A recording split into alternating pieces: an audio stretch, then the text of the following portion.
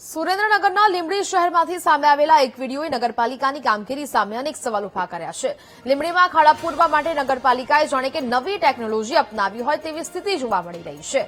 Tapasvi ચોકથી railway station સુધીના મહત્વના ગણાતા માર્ગ પર વરસાદને કારણે ઠેર ઠેર મોટા ખાડાઓ પડી ગયા હતા, જેમાં ખાડા પૂરવાની કામગીરી દરમિયાન કચરા જેવી સામગ્રીનો ઉપયોગ કરવામાં આવતો હોવાના આક્ષેપો પણ કરવામાં આવ્યા છે।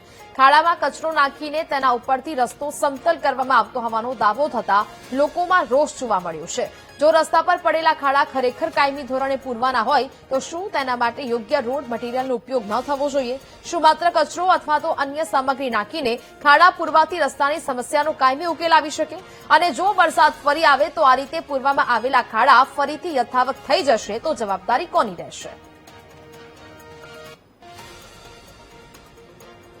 ભાઈ જો આવો કચરો નાખ્યો ગામમાં લાવીને અને બધું ખાડા હરખા પૂરા નથી, આમાં વાહન વ્યવહાર ચાલતો નથી, છોકરા નાના સાયકલ લઈને પડે છે, આવી રીતે હોય આવા રોડના ભ્રષ્ટાચાર હાલે છે, કોઈ કઈ કહેતું નથી ગુજરાત સરકારને ના ભારત ભાજપ।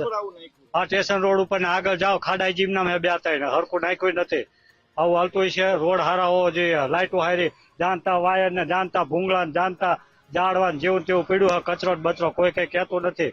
જે ચોમાસાની અંદર ખાડા પડેલા, ખાડાની અંદર લીંબડી નગરપાલિકાએ નવી ટેકનોલોજી yani કે ધૂળ અને રેતીથી ખાડા પૂરવામાં આવેલા, જેના કારણે રેતીના હિસાબે અને પથરાના હિસાબે અનેક લોકોના વાહનો સ્લીપ ખાઈ જાય છે અને ઘણા લોકો પડવાના દાખલા પણ બનેલા છે। નગરપાલિકાનો વહીવટ એવો છે કે આ જે મેઇન રસ્તો છે ટાવર ચોક થી માંડીને સ્ટેશન સુધીનો એ સાવ તૂટી ગયો છે, પાણી ફૂલ ભરાણું હતું અને આ નગરપાલિકાએ કોઈ વ્યવસ્થા નથી કરી।